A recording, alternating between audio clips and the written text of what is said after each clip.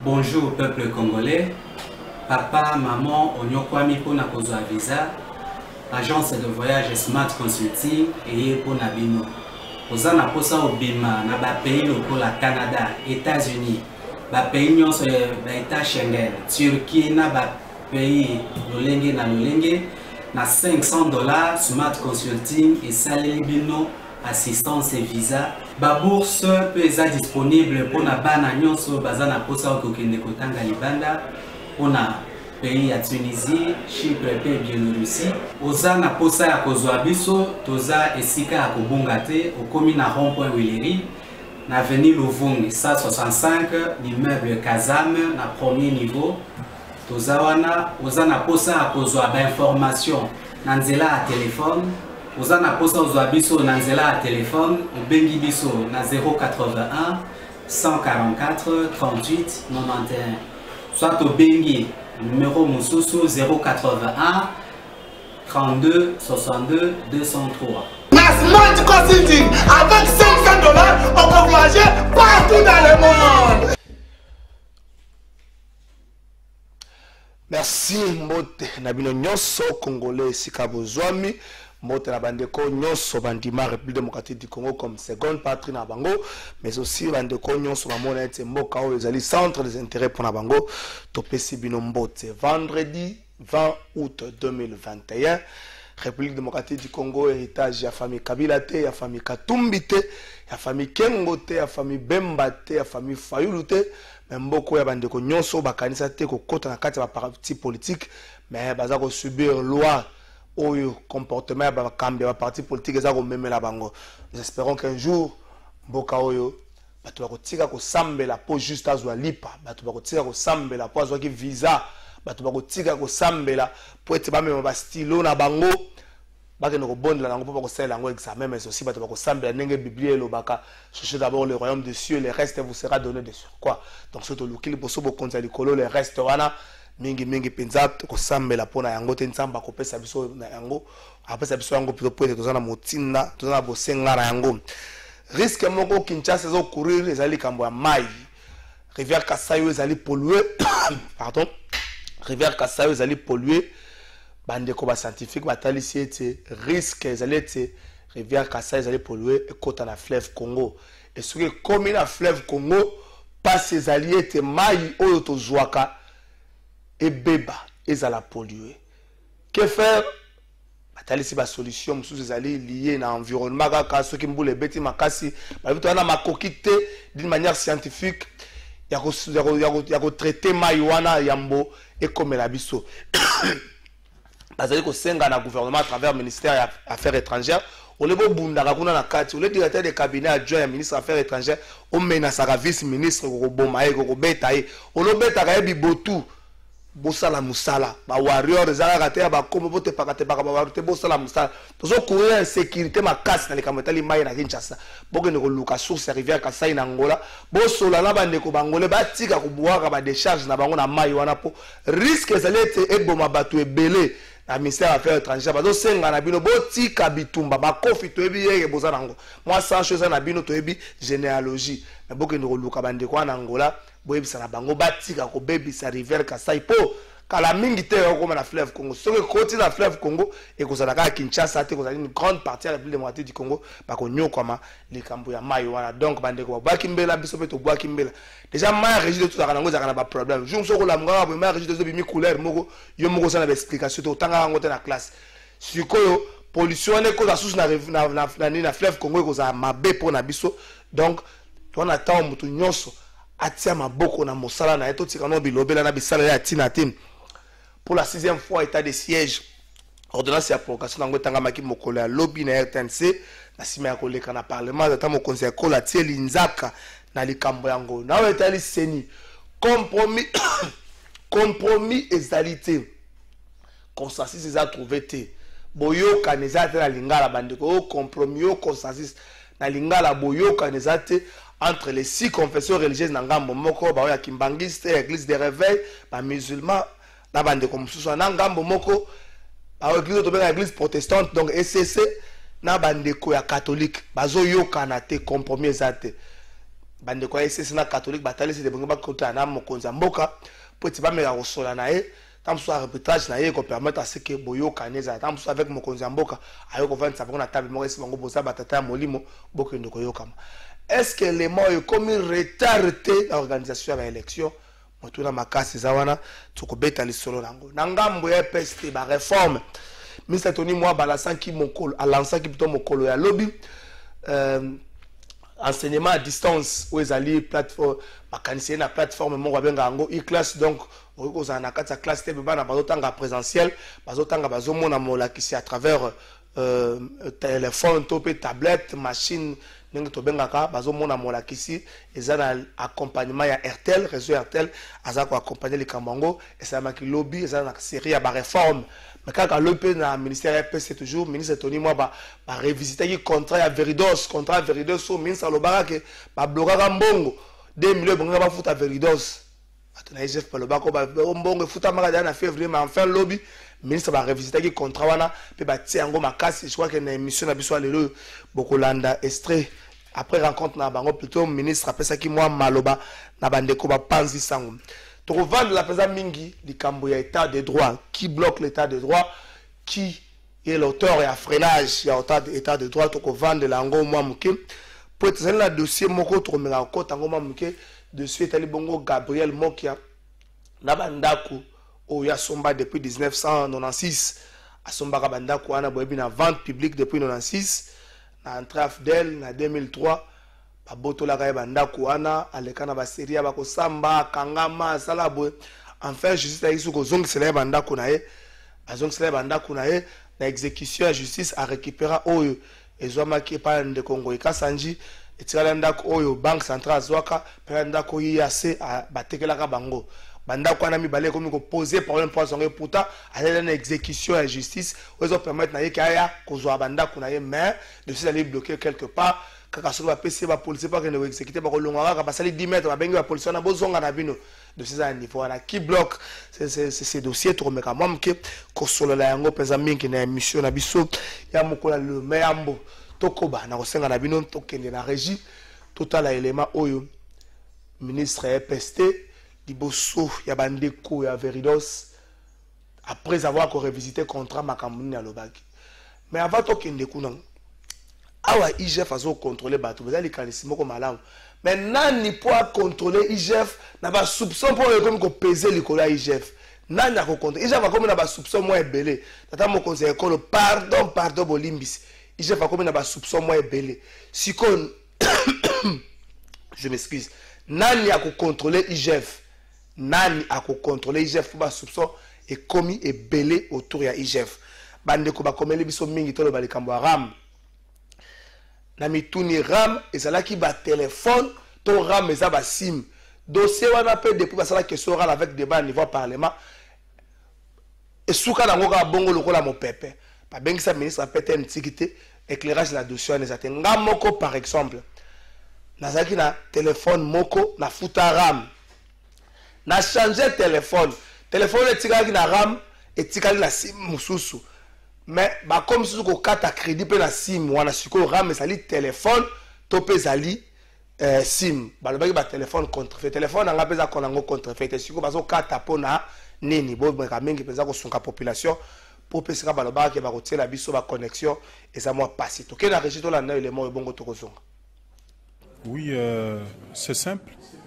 Vous le savez parce qu'on est avec vous aussi au ministère qu'au mois de février, ce projet avait été recalé par notre autorité parce que nous avions pensé, et ce qui était vrai d'ailleurs, qu'il y avait des problèmes entre l'exécution de ces projets et la mise en œuvre de la gratuité.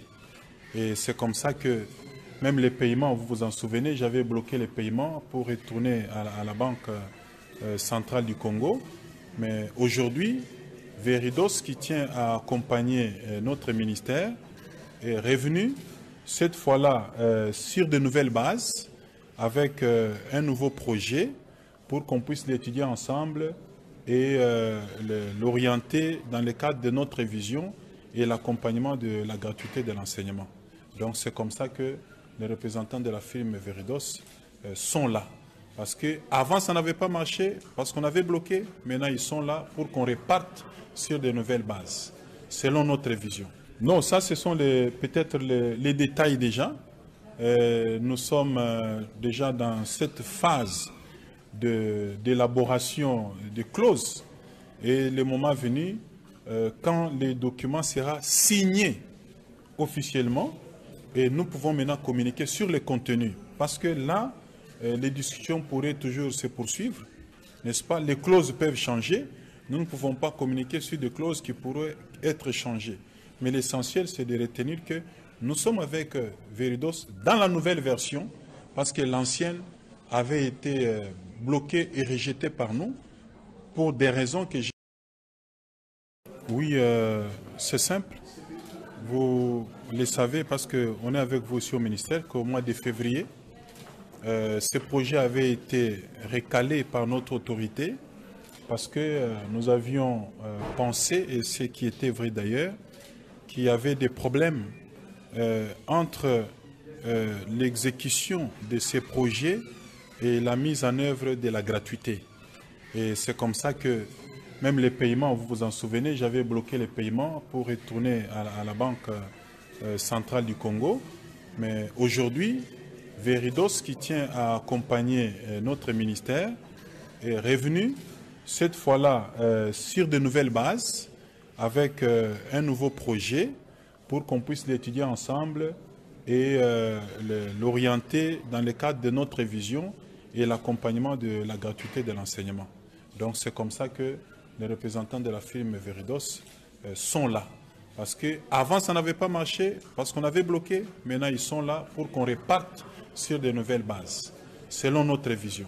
Non, ça ce sont peut-être les détails déjà.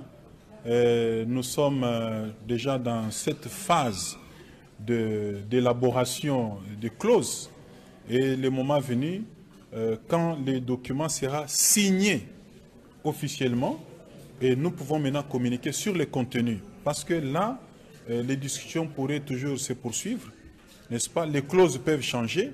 Nous ne pouvons pas communiquer sur des clauses qui pourraient être changées. Mais l'essentiel, c'est de retenir que nous sommes avec Veridos dans la nouvelle version, parce que l'ancienne avait été bloquée et rejetée par nous. Merci. Alors, qui pour contrôler l'IGF? Nous avons ma casse etikali yangoana. Nalobaki yango na introduction na biso ya émission ya mokolo to hotel mais na to vérifier na nous. Nani bakoma ko bloquer ba dossier mususu surtout na régime to benga ngo régime état de droit. Na pesi binonda kisa Abandako yo Gabriel Chaban et plutôt Gabriel Mokia sombaka pour comprendre que Gabriel Chabani Gabriel Mokia bango soka baya Gabi baya Gabi ndako Gabriel Mokia sombaka depuis 1996 bazongi selaye moko isango ekasa njaza ko vanda mais o isika UAC nesika o gouverneur à banque centrale za ko vanda tilelo yo azwa yango na noté dossier na justice là mais elle est bloqué quelque part to yamba pona bino vendredi ya lelo ndeko Camille Richard Kalele azali président national de GSN balobi baza pona bilenge mais GSN bazo occupé pe makambo ya ba inégalité ya ba injustice makambo ya ndeko moko boye makoki zanga kiye pour plaider dossier moko boye bazoko azoko kate ko sape to na GSN bakobunda bakopeso makasi yango na pe ndeko Camille Richard ba mekina no kokota likambo ya Gabriel Mokia pour te kotuka kotuna nani a bloqué dossier wana ndeko Camille Richard na pesi mbote mbote ndeko trésor merci ndenge okanisi biso lelo poto ya koloba justement de la part ya situation yo ya ndeko Gabriel Mokia. Effectivement, bon, à moins que vous allez en permission à le battre, sinon on a encore introduire encore banda. T'es là, n'a rappelé Kaka. N'a rappelé, on a le Bozali, président GSN. Oui. GSN, certes, bilingue, GSN, certes, une autre façon de voir le Congo et de gérer le Congo, mais aussi GSN a occupé le rôle de dossier beaucoup de président Mokia, à dossier à Bandeko yo. Makasi esili bango. Ça va pas comment on a de comment que makasi zibele mais abundi mingi na dossier. Justement, je sais déjà pour na dénoncer anti-valeur. OK. Toujours combattre on a ba forme nyoso. Anti-valeur, ils allaient mingi kouta na ba politicien to bien un politicien véreux. Au bayanga na politique na ba calcul pour na luka mbongo, koluka misolo, pardon, koluka ba bomengo, ba bien ya mokili. Oh to kuta pe tortika un jour malheureusement.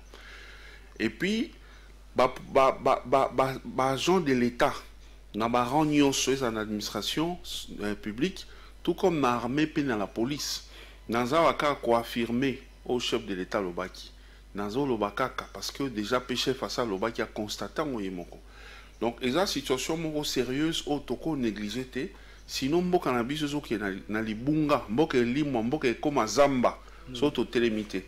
Alors ndenga na yo to yebi bilengende babunda po ekolo ezala bien. Jeunesse nezali moteur à développement. Ce qui jeunesse là li pongi eza mawa. Ce qui jeunesse a mi pesi na bombe et ezali mawa mboka ezokufa to yebite lobby les lots aux bundata soto kende ko bundate na terrain to beta masasi basoda na biso ba salango mais soto continuer be lobby armée aux anga même ba jeunes à recruter pour bango so ba aussi na bombe bango so ba aussi na destruction par rapport à banti valeur oyo ba politicien to pe ba agent de l'état ba tout ça ndeko trésor ndeko Gabriel Mokia azu banda connaît en 1996 a sombi en vente publique oui ndeko et après ndeko Gabriel Mokia président national du mouvement des démocrates congolais ancien candidat président de la République employeur na mboko yo depuis époque ya maréchal Mobutu azalaki ko contribuer parmi ba congolais yo basala investissement to ben investissement socialement responsable parce que tant aux moi misolo na yo en plus misolo aux na ndenga mutoki no poto ebi mingi ba miipi ya l'état bazo zo misolo na ndenge ya koyiba l'état aki obomba na mboka bapaya ou soit atake ko investir libanda mais tango ndeko Gabriel Mokia luki na mutoki na ye okoluke partout okute na scandale mokote o aiba quelque part ou quoi à salangote alors aluki na mutoki ne mobali aluka ya moni même biso G5 to zwaka lokola modèle parce que eza na politique à sala ba compromission te eza la ndenge ya vivre courage na ya koluka depuis bolenge ya me motiva biso to zwa lokola nkumu lokola sage na biso apesa biso toli ndenge ni ya kotambo sa G5 na biso. Alors Tango azui likanisi na 1996 ya koso manda kwana il y avait vente publique na niveau ya tribunal ya grande instance. OK. Nengo yebika procédure nde akaba annonsaka ça va communiquer ba afficher yango pendant ce temps-là ce que opposition zali ba kotikela voilà des choses comme ça. De landa qui court normal tina suka monsieur Gabriel Mokia aye asombi banda kwana. Banda kwana ezaki misato ou bien ezali misato ezanda koyo actuellement place ezana balabala nini précisément oui oyo ya je crois avenue des aviateurs oyo ya côté ya City Market place oyo moni immeuble moi monene ezawana magasin UAC wana voilà kota aner ndako wana nde bomona yango bandeko bozolanda biso ezali ya bino ndeko mwana mboka Gabriel Mokia qui a investi au pays. Olongwe wana oyen avenue Lukusa. Avenue Lukusa, ils sont vraiment voisins na direction générale à Robank. Moni Robank batongi munene.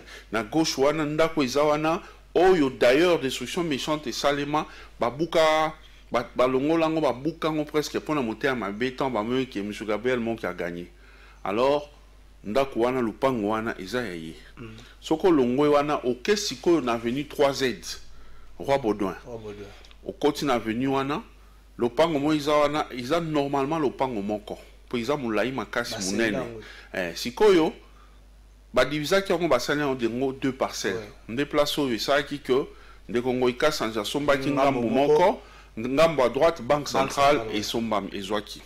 Donc qu'est-ce qu'on a histoire n'expliquer pour comprendre na ndenge na biso banda iza 3 tango de Gabriel Mokia oui tango de Gabriel Mokia sombi ndako wana na bandako na 1996 et l'équipe tango moke oyebi na 17 mai Laurent Désiré Kabila aye okota na batuna ye tango baye oyebi loyenge bayaki nango oyo nyonso aza mungala seka saka ndeko Mobutu seka saka politique nzoka landela na histoire de trésor Gabriel Moki n'a jamais au la politique à sa politique. C'était un opérateur économique. Abando sa makamne import-export, azalaki na makamba café, surtout une famille bemba baroye bisayo, yenda zalaki ko faire ko sali opération de transport ya ba biloko ba marchandise ya papa Jano Bemba. Okay. Et il était tellement son homme de confiance que Baro travaillait très bien.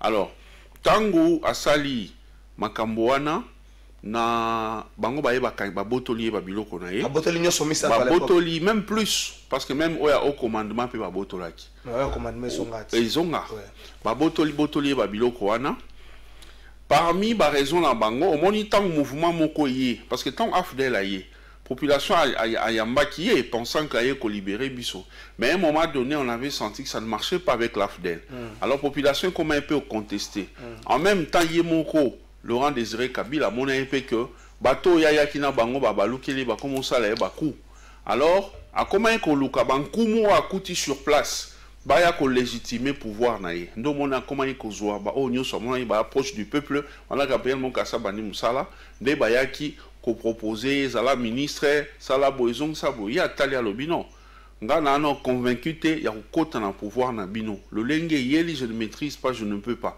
ba komi menace na tongo menace na midi tim comme sou ba eka boye ba zuye ba memi oh non to kanyango pour raison d'utilité publique nde ba kanga kai banda ko wana ba kenda nango ba mi même na à l'époque na CNS na nini na palais des marbres alors histoire wana sali que tango ba kanyi banda ko wana ba zui gu ya bandako ba zui gu ya bandako Mwenze Congolo a autotika biso pe à son âme, azaki ministre de justice parce que yem to accordona opération ana.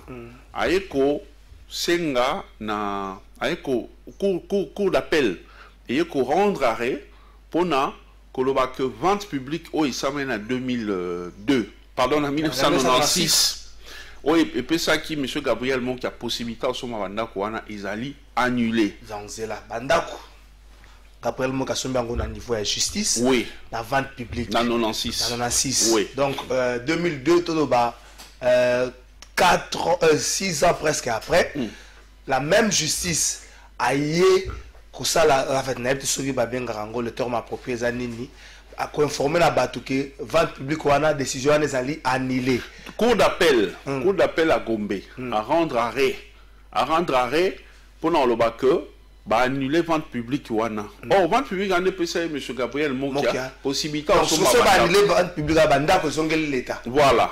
Tu yé en légaliste muto ayebi mibeko atosa mibeko et si monana plusieurs fois na mboko tant ba bando ya okangae.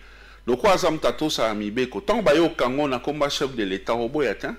Oza soza muto mboko yebi bien oko jamais ko boya obio bando kima o bando kosa la maladie il se pointait toujours ba menoté ba kenae alors nde andimaki sportivement malgré na passe na moté mambongo na bo mwana Lucas Bandaku ba botoli akei na ye kaka na direction azui démarche légale il y a cour de cassation à l'époque cour suprême de justice akekuna tanga komi a posé problème na ye. Oui, mais sur le côté dossier dans l'État, c'est pas tout de suite ne va retraiter. Il faut attendre étudier. Babandi ko étudier. Les temps baso étudier. Voilà, il y a que côté on a 2003 parce que Baranda qui a coup d'appel en 2002. En 2003, il y a côté ça qui a actaki cassation comme on dit, c'est le terme approprié. Alors, nde ayeko banda moi démarche pendant quelques temps. Au ébi régime à Joseph Kabila, victime principale naïe en termes d'emprisonnement, c'était Gabriel Mokia. Parce que Azaki. Victime principale, pourquoi? Victime principale, parce qu'il a été plusieurs fois en prison. Par rapport, il y a une opinion politique. Okay. Raison, de mon côté, vérifier l'arrestation, nous a subi ça. Ils attendent de mon côté, comment raison, ils ont qu'à offense au chef de l'État et tout ça, tout ça. C'était toujours pour des opinions politiques. Ils sera émettre un point de vue, ils ont contraire, na Kabili, Bakangi, émettre ainsi de suite. C'est comme ça que, entre 2003 et 2016, Basalisi va défiler. 13 ans presque. Basalisi va défiler dans Boloko, Yamakala plusieurs fois, et c'est connu de tous. Et là, l'histoire coûte une betate. Alors, pendant ce temps, Oyo Bamonaï ke Bango Bazali Kolo Nyoso. Babosani ke cour de cassation Zali, monsieur Mokia a coquille même kokekuna. Bah bien pour lui c'est fini donc pour na esili peut-être même benga qui va prison na obikate. Bah kate ba telier pour na place nzambe. Alors ba ye kozwanda kuana ba teki yango. Donc il y a comme monsieur Keller. Monsieur Keller, c'est pas un Monsieur Keller, c'est un sujet grec, juif, des choses comme ça. Donc, à cause de cousin Stropis. Monsieur Keller, à Zunda Kouana, il y a comme propriétaire, il y a Ndaku, là je parle de la maison où il y a 3 aides. Ok. Ndaku, où il y a Lukusa, Batumsu, Basombiango, Tango, monsieur Gabriel Monkalandelango, Babi Misaraba, il n'y a jamais quelqu'un de sûr comme ça qui se présente. Ils ont une famille telle, Basitami, une famille. Il y a Joseph Kabila. Okay. Alors, ils appellent l'homme sous Awa Nazo, signaler famille Joseph Kabila. Peut-être, parce que tout le monde a un frère, donc, ils ont un trafic d'influence dans comment la bino pour salir bino. Donc, c'est un dossier au Fobolande. Alors, de l'autre côté à UAC, monsieur Wana P. Abima Wana, les chouks là qui est là, l'Indien là, azote les mawana abima par moment na moi si mo boazawana aza italienne soi-disant baronde bakolo esika des choses comme ça. Donc bref, clair et zaté. Donc main noire moïsa pour les deux maisons là na oya UAC na oya Lukusa. Wana tout tient en kuna. To zongi ce qu'on a côté à 3Z. Monsieur Keller, tangazui bandaku tangazui ndaku amoni certainement sentait déjà que de ma besoin la justice et robalukelae. En escroc, Azui a morcelé en deux. À Kaboli, à Tekeli côté gauche, ancien gouverneur Ngoï Kassanji, à Tekeli à droite, Banque centrale. Alors, Bango Basombi, oubliant que... Banque centrale, l'institution publique, voilà, c'est ça le problème. Madame, Madame gouverneur, à l'andela au besoin, il faut faire tomber des sanctions sur cellules juridiques na Bango. Comment expliquer que ce mandat Banque centrale a ce mandat un problème. Bazaki n'a plus de 70 maisons. 70 maisons on a été commis pour des raisons qu'on ne connaît pas. Ce que Bakangami n'a un particulier. Alors, tant que monsieur a été bango basombi, comme on vend, comme on jouir nango, pensant que monsieur Gabriel Monkia c'est fini pour lui et tout ça. Nzambala l'a raté en 2016, ma arrestation ici, parce qu'on a eu un mandat à Joseph Kabila. Et comment il y a un souka, comment il y a un mandat à négocier à Robenda, glissement, donc à sous na force, il y a continuer au Kangaï.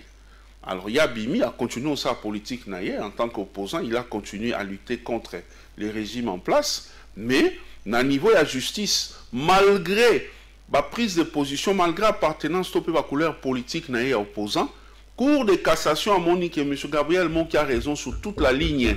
Ok. Tant à Zongi en 2016 à Saliba démarche, en 2018, Cour constitutionnelle le 23 mai, a moni que M. Gabriel Monkia a raison. Cour suprême, autrement dit Cour de cassation, à casser décision au cours d'appel à Zouakan en 2003, annulé, à casser en haut. Okay. Donc, il y a à réhabiliter Ventouana. Oui, ça les maquis. En termes appropriés, tout zongi na prestine état. Okay. Donc, M. Gabriel Monki a commencé à nouveau, Mukolo, Bandakouana. Vous comprenez? Alors, Wane Salami exactement, le 23 mai 2018. Okay. Alors, le cas là, il faut qu'on soit ordonnance. Il y a tribunal, il y a grande instance. Il y a mon cas, mon teke, Bandakouana, M. Gabriel Monkia. Il faut qu'on soit ordonnance, ils ont autorisé expulsion. Il y a bazo occupé Bandakouana illégalement. De M. Gabriel Monkia, zonga qui na tribunal, a lundi procédure normale. Azupe yango ordonnance ezali. Donc sera ordonnance oyo ezo autorisé ezo confirmé banda ko eza epe balobi batunyo so bana kati babima. Mais depuis 2018 août non wana ordonnance auto zo na 2020. OK. Azo on a août na 2020 au mois d'année presque. Depuis ordonnance wana bima. Ba huissier de justice pe oyo ya oada. Basali réquisition de force dans la police provinciale à Kinshasa. Voilà. Pour que Baya assister bango basala mibe kondenge sengi ya mboka ndenge loi lobby bakende kobimisa bato wana ba réinstaller monsieur Gabriel Monkia parce que azaki déjà ko jouir na banda kuneta na somba kango oyo ya 3Z place au Siko et comme camp militaire quand il y a policier batonti ba policier monsieur Gabriel Monkia habitait là-bas na 3Z. OK. Oyo ya UAC monsieur Choukla wana azaki locataire ya monsieur Gabriel Monkia. Donc baebani mwakala. Baebani ça fait des années, plusieurs années. Azaki locataire na indien wana yebi que ndako wana eza monsieur Gabriel Monkia. Même indien bazo sala kuna Congo. Ah, osomona. Et nani va favoriser bango bana mboka. Même sur la bango to na problème sur Silina Nouté. Voilà. Siko biso en tant que génération Congo nouveau, oyebi yango bien que tozali babundi si ya anti-valeur. Anti-valeur de votre trésor, et ça en a vu dans la presse. Sauf au monde qui est de votre trésor a commis corrompu. A commis au côté l'individu, là, défendre l'institution. Toro Popolayo. A tabino presse aussi, qui oh non, c'est que on s'en fout. Réseaux sociaux, ils donc, place nous anti-valeur et cause. Et ça la présidence, et ça la armée, et ça la police. Alors, pour l'instant, tout le monde dit que anti-valeur, il y a mon ne vend dans la police. Anti-valeur, on a sa conscience. Le dossier quand même évolué. De très bonne manière. Dossier évolué. Vous êtes un réquisitoire de guerre pour Batouana. Là qui sort que M. Gabriel Monkia a raison sur toute la ligne. Ba signe est belé. Oh, éco s'arrêter. Token a signé à Liboso. Joseph Kabila, alors que contesté par M. Gabriel Monkia, parce que ma politique a les conviction. Comme Adera qui n'a vision n'a été. À mon ipé que le lengena on sa nandenga zola pouvoir et convaincre été aboye yo tambola naie a préféré qu'azala naie na simayeten Tshisekedi en opposition contre le régime de Joseph Kabila. Mais malgré ça Joseph Kabila justice et époque naie et puis si Gabriel Monkia a raison ils ont scellé bandako Joseph Kabila a confirmé ça lorsqu'il y avait dialogue il y a Mongalem. Bazobenga ba opposant balinko ya to yebi comme ezalaki. Finalement Edem Kodjo oya ayako salisa na mboko personnam a sali tout a baleki par caméra et tout ça la caméra ça compliqué finalement caméra abi j'ai Gabi zo téléphone solana Edem Kodjo. Basoli nae monsieur Gabriel Monkia a bisie bon problème ya te to mon en to sola. Ba yo kende place Edem Kodjo za ko yamba yambi bango à lobby. Et quand ils sont allés, M. Gabriel Monkia a posé un problème dans le lobby. Nous, si on est mécontent, il y a pouvoir, c'est notamment à cause de l'injustice qu'on doit subir. Et tant que si Basali va résolution, il y a dialogue, si rapport et pas Joseph Kabila, après si Sami Badi Banga ordre à lobby, ceux qui gouvernement et Vandi, vont régler le problème à Gabriel Monkia. Kabila, qui était opposé par Gabriel Monkia. Mais il a reconnu ça, sa justice a reconnu. Et il y a même le ministre Tamboué Mwamba, le tout-puissant Tamboué Mwamba, qui a écrit, il peut venir, na bureau M. Gabriel Monkia au commandement numéro 1, na Kouenwana na Gombe. À cause de documentation, a confirmé le lobby, oui, M. Gabriel Monkia a raison sur toute la ligne, que ce soit pour les maisons comme pour l'argent. Mais dette intérieure, c'est ça qu'on fout. Voilà, pèse en cours, ils ont kende, bon, na yebi mingi sur yangote, mais pour ce qui est des maisons, en tant que GSN parler des maisons. Alors, signe moussou pour l'homme qui M. Gabriel Monkia a raison. Papa, Goïka Sanji depuis Abandé Kobundana, M. Gabriel Monkia, évidemment, il y a problème sa partie au passé, mais moi, blocage Monkia Izali, parce que il y a un conservateur qui est plus puissant que les ministres des Affaires foncières. Conservateur, il y a cadastre, il y a Talimakambu, il y a Lukunga, il y a Gombe. Gombe, je ne sais pas. Ce monsieur-là se fait passer pour un intouchable. Alingi ko exécuté, et a Mikande Belé et yé à justice, va ordonner à réhabiliter, va certificat à M. Gabriel Monkia. Alingi te, a beau il a monté maman. Il y a un monsieur là, un Katangela, il ne veut pas. À l'époque, il citait beaucoup de noms, il y avait autorité, il y a régime à Joseph Kabila. Il est toujours là, il continue. Alors, ça pose un problème pour ce qui est dans l'Oupang ou parti à Yangoïka Sanji. Mais au moins, Gabriel Monkia joui déjà de sa villa au place Yangoïka Sanji, qui s'est déjà récupéré. Mais parti sur quoi à droite, côté gouverneur à Banque Centrale à Zaraki. Le même arrêt aux c'est Gabriel Monkia dans son entièreté. Dans son entièreté. Donc, côté à Gabriel Ngoïka Sanji l'honorable et puis côté à gouverneur à Banque Centrale. Donc les deux En réalité, dans la justice, là, le pas moment où mais comme l'autre côté, on a été escroc à l'époque où on a Kabola Kango, les aïe gouverneurs de Haut Gracias, ex-gouverneur à Banque Centrale, dans Zaki Kovandawan. Mais à Longwe déjà, ça fait une semaine. Et depuis à Longwe, le pan on est commis comparable à un camp militaire. Comment ça? Donc, les policiers, moi, on a invité à unité Nini, tondi na kati plusieurs policiers. Donc, dès la zone de Baboye, il y a 2 semaines, place où on a invité son massage, c'est l'ingobet. Parce que M. Gabriel Monka, qui a moni, ba condition de la police, ba yé pour basalisa ou ici ba kota, ba comme yo ana ba kuti résistance. Donc il y a M. Gabriel Monka, il y a ba policier oyo pour ba exécuter. Oui, ba comme la justice. Oui, ba comme ba kuti résistance. Résistance ba policier na kati et belé tala ba jeep et belé ba policier, ba linko fungo la porte te. Ni nyono banque centrale le bito fungo la te. Alors, ce qui nous a étonné, inspection générale, il y a la police. Et yoki nungu wana bayemba ngopo bayeba qu'est-ce qui se passe. Ba policier na kati ba boy ko obéir. Il y avait un major à la tête de ces délégations. Ba boy ko fungo la porte pour que bango ba kota ba identifier bang. Baza ba rebelle Tony. Parce que les policiers et les militaires sont payés. Nambongo ya biso ba contribuables congolais. Monsieur Gabriel Moké parmi les contribuables congolais parce qu'il paye les impôts, parce qu'il paye les gens au bango pe ba fouta b'impôts. Alors tant aussi koyo mbongo wana ba impôt eza censé ko lakisa ba policier ko futa ba policier ba comme isko ko utiliser ba même policier wana contre ye to comme na jungle to koti na mokili nini vous comprenez. Alors to e komona la police a vu la Kinshasa les images ezali ba ye ko ya wana ba telemi na porte non on nous a envoyé ici monsieur Gabriel Monka balobi au kota avant kota en général nazo lo bano de choses vraies j'étais sur place c'est la caméra chaque les là. Et ça, la police, moko na kati ya parcelle wana, soit disant banque centrale mutatia bango. Et local boss. Jour, tant que gouverneur de la banque centrale Longwe, mais c'est Gabriel Monka celle de démarche normale, azui, ba policier azui qui peut à côté, azui qui bangwa. Ba policier azui qui peut à côté, il est allé se plaindre parce qu'a posé problème trop na inspection provinciale et à la police. A gain de cause. A qui a posé problème même type pas général à Mouli. A posé problème solution exacte. Né accueilli comme on a inspection générale et à la police. Na IG pas général. Na IG.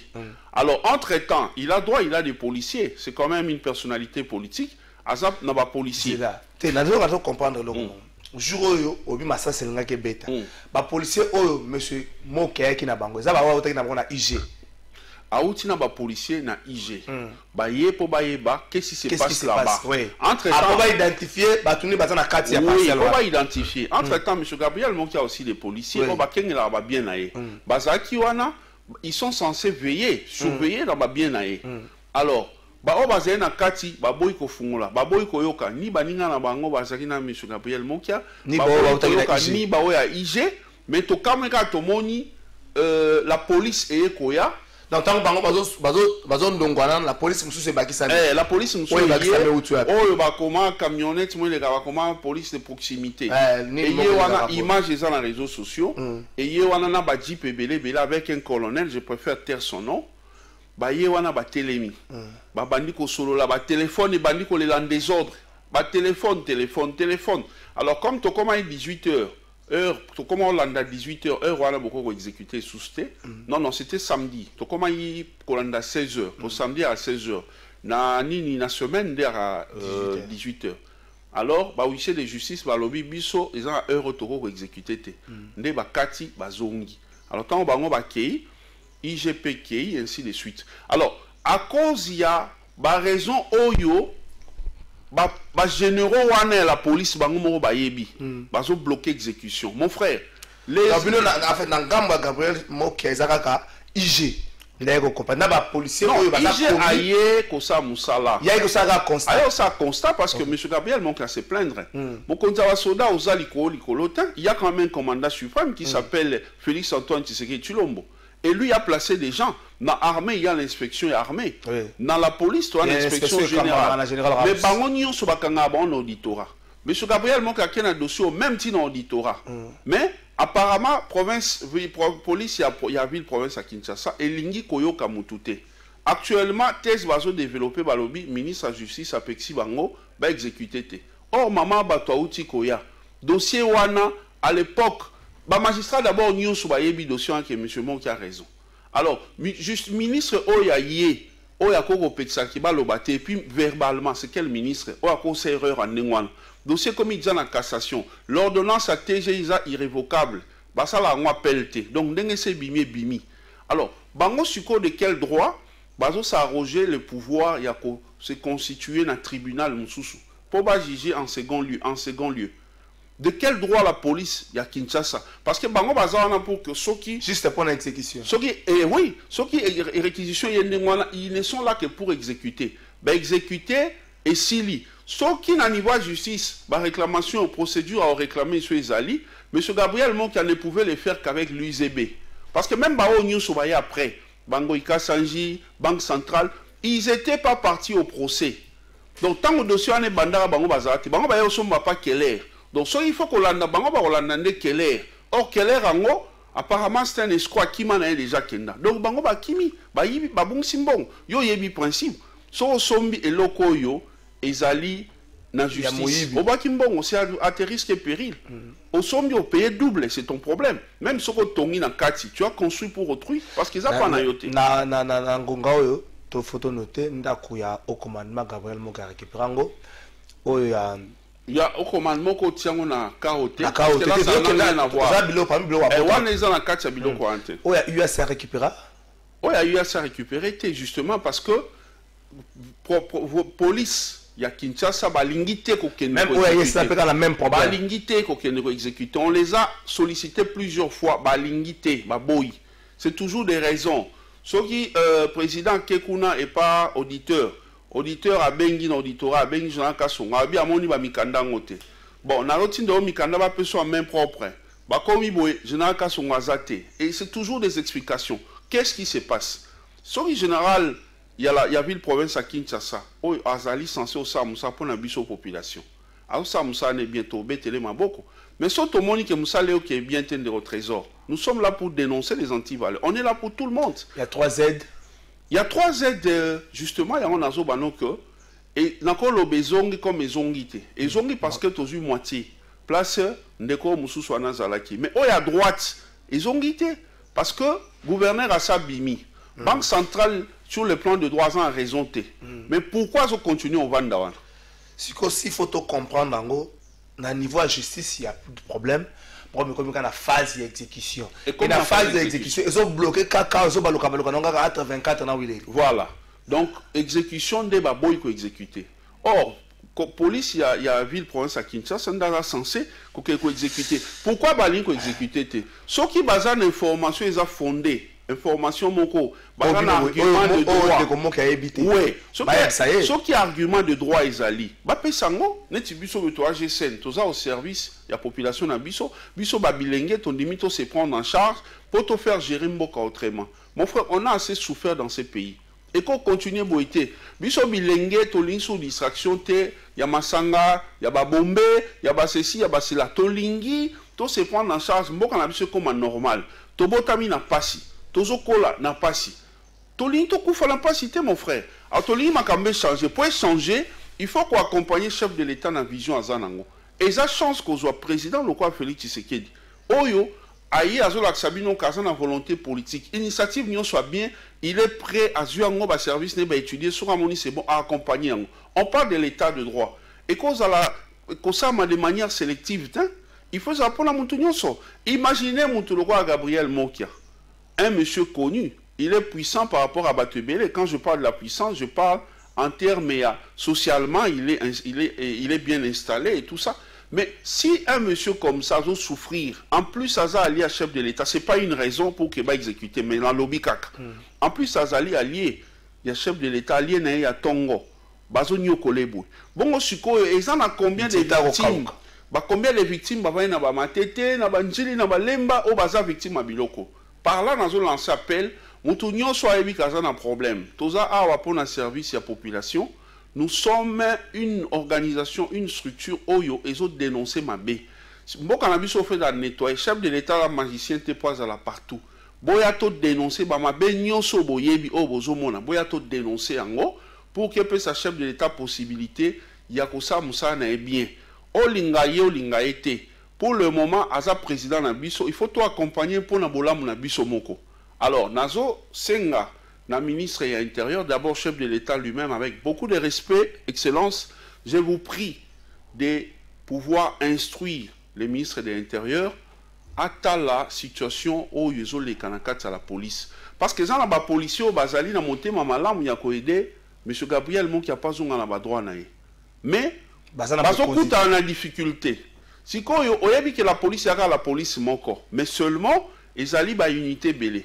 Alors soda exécutaka instruction ba pesier. Soki yo lobi na ye i ba unité ba lobi na bango i, unité kuna ba bi na bango o. Imaginez tant bazo kutana. Si jamais il y a affrontement, si jamais il y a affrontement, ça pose problème. Alors, la situation, ordre. M. Gabriel Moki a raison, va exécuter, va réinstaller dans banda kunaye. So bato ala ba moni ke baza na ba argument de droit au bako zong sa dossier na mais ça n'a évité na miracle ni ba mekano nzoto. Mais la police aza tribunal T. Atika non ça tribunal et kende bien ndenge ba pesi instruction. Ça c'est de ce côté-là. Na niveau, il y a maman, il y a Banque Centrale. Madame, une fois de plus, je vous félicite pour votre nomination. Poste wana, biso mibali tomona aka nete zaka ya biso. Mais chef de l'État na vision na ye, égalité des chances, atie maman. En tout cas, c'est le biso G5 to sepele na omingi. Maman ba ndu yo en erreur te, ba kosa yo te. Ndako Banque Centrale ozo kamba, oso ye information be ko le kanga, ezali na 70 ndako. Lelo 70 ndako ane kenda wapi to yebite. Alors, pourquoi bazo kangamaka na ndako wana moko? C'est pour justifier quoi? Maman, lande la dossier wana, au sanctionner batono en interne. Parce que bazaki censé qu'on lande la justice, qu'on s'est rassuré que ndako wana a un problème. Le fait que basombisi banque ndako wana, c'est une perte. Alors, il faut vous régler vos comptes en interne. Botila M. Gabriel Moki en paix. Madame, il y a justice, na ebi ga osala erreur te, yaza magistrate, ya kala, a ebi musala, ba kondu ya erreur te. Ministre intérieur.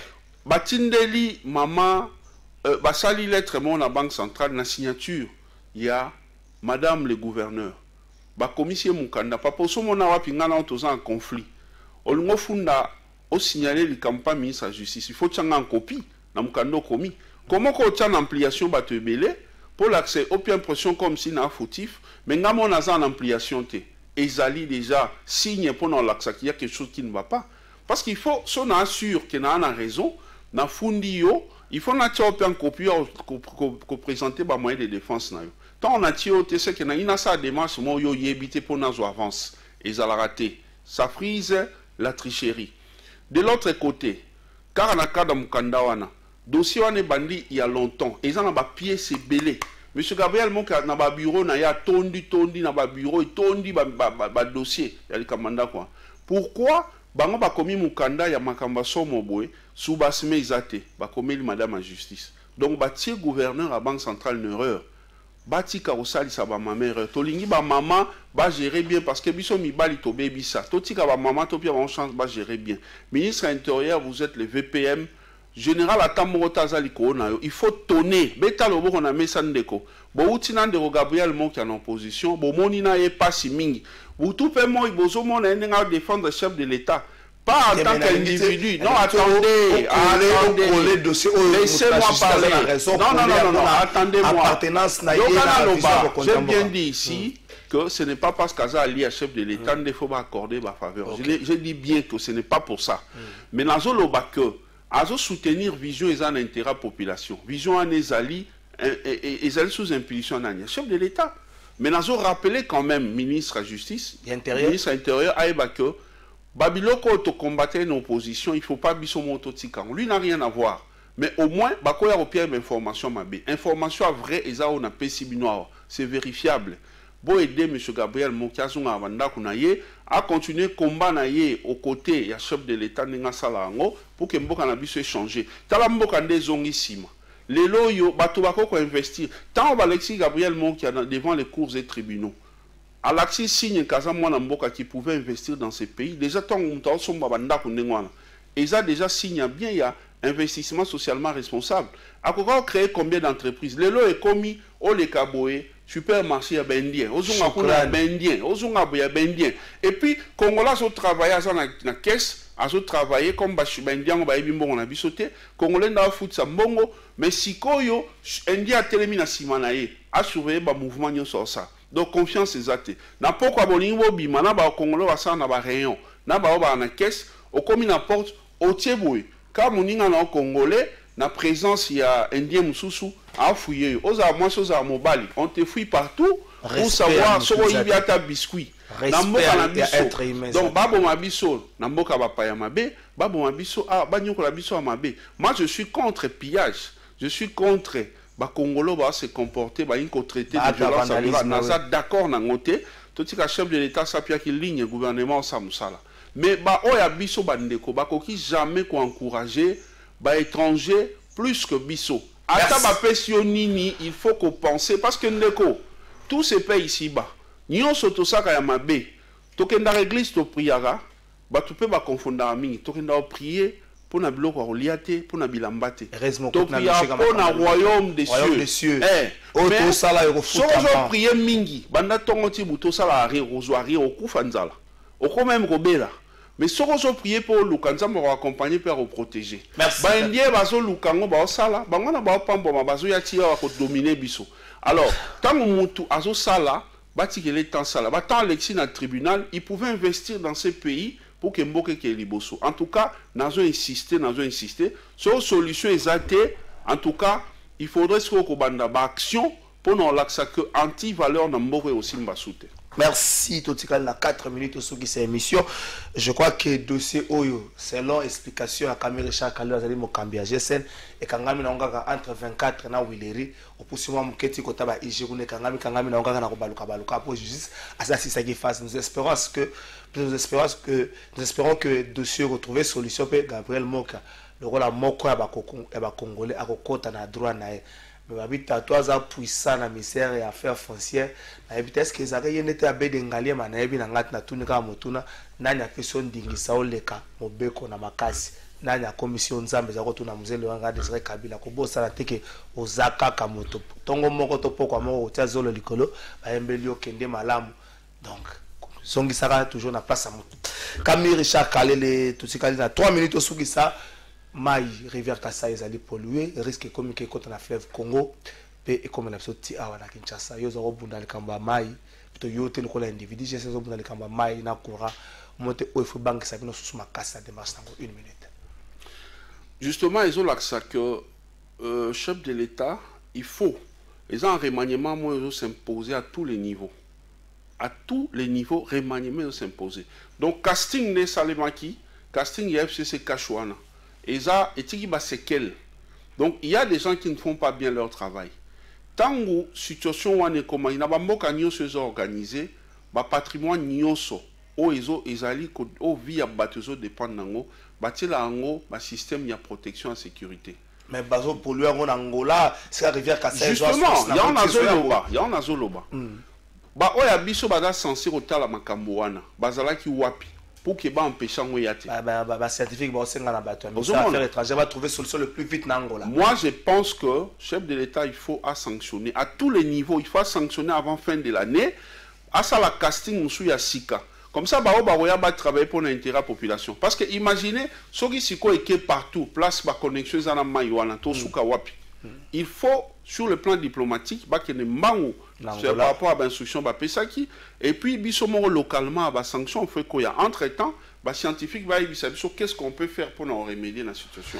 Merci Camille Richard Kalele to soki c'est le sambo zelete mbule zonga noki pour être balobi mbula iko sunga biso e batela biso na likambo wana pour eza likambo ya pasi mingi peza to suki si émission na opeso lo basuka na souhaiter bon anniversaire na moko oyandimi na rappeler avant na komana plateau de vérité ko ça une année le 31 août toko sunga mona mwa muke tozwaka tozana ba GSN na ngambo na biso na bandeko belé toko sunga mwa muke bandeko yo bazana ngote merci na bandeko nyonso bandimi ko soutenir biso to tie numéro te poto isaka bino botu na biso mbongo na M-Pesa non on n'a pas fait ça toko sala yango pété to tie numéro te poto senga mbongo M-Pesa mais merci au moins na bandeko oyo ba manifester volonté na bango sans pour autant to ça makele sans pour autant to senga bango merci na bango merci na geste de cœur ba sali mutu moko déjà ça sali geste de cœur na merci na Océa Diallo silencieusement sali geste na to souhaiter bon anniversaire na ndeko ya lobaga kozala azali banda mboka ma kozala Simo Ikamba bon anniversaire na Alva Sungangai Simo Ikamba bon anniversaire na 3 fois patron 3 fois président 3 fois nyonso bon anniversaire nzamba pesa ebele surtout la volonté ndimi ya kosunga plateau de vérité Simo Ikamba 3 fois président 3 fois patron 3 fois boss merci na yo ndeko Camille Richard Kalele tosukisa 30 secondes de kolobana bandeko balandi bisoni 30 secondes na cadre kaka ya ko réclamer pour na ba droit ba congolais nazo senga premier ministre Ilunga Kamba pardon excusez-moi Sama Lukonde a pensé na ba membre ba cabinet ba sala na gouvernement Ilunga Kamba ba indemnité de sortie ezali droit prévu na mibe kwa mboka na biso eza normalité alors qu'un état de droit ministre et état de droit, premier ministre et état de droit, tous à la tilelo, bandeko et bazozi la indemnité de sortie, bazouangote. Bon foutambon wana parce qu'ils a soni, ils allaient combattre d'une manière ou d'une autre état de droit au chef de l'état azali ko prôner. Donc na pesimbote na ba congolais nyoso kimia ezambo kanabiso merci. Merci l'équipe technique Alpha Image, Clovis Odinga, merci na FM, merci na bandeko nyonso basungi biso na niveau ya régie na niveau ya technique to comme la bino na bandako. Bon week-end na bino nyonso nzambe ya batela bino apesa bino mayele Simo Ikamba na oze l'adresse mboka pesi fungwami nango na oze l'adresse. Bon anniversaire.